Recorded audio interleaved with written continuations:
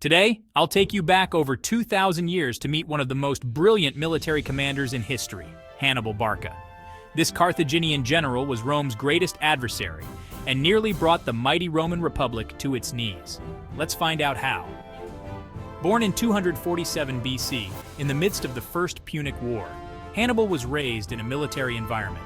His father, Hamilcar Barca, was a prominent Carthaginian general who instilled in him a strong dislike for Rome.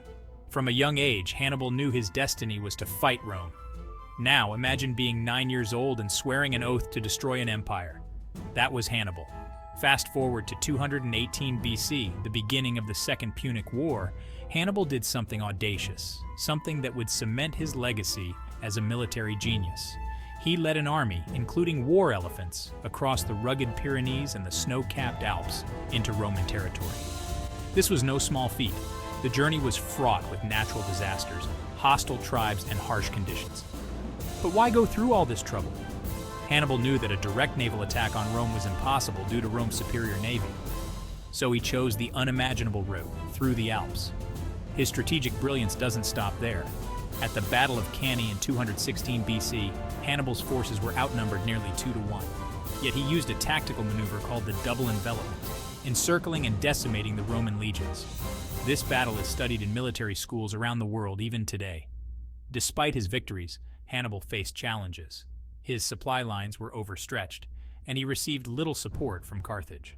Moreover, Rome's strategic resilience, led by leaders like Scipio Africanus, eventually turned the tide. In 202 BC, at the Battle of Zama, Hannibal was defeated, and thus the Second Punic War ended. Hannibal's story doesn't end in defeat, though. His military tactics and strategies continue to be a testament to his genius and a subject of study and admiration. So, what can we learn from Hannibal? His life tells a tale of audacity, strategic brilliance, and the complexities of war. Despite his eventual defeat, his approach to warfare and his ability to think several steps ahead of his adversaries remain relevant lessons for not just military strategists, but for all of us in our daily battles. Hannibal Barca, a name synonymous with military prowess and a reminder of the thin line between victory and defeat. Thank you for joining me in rediscovering the life of Hannibal Barca, a true master of war and Rome's greatest foe. Until next time, keep exploring history and its endless lessons.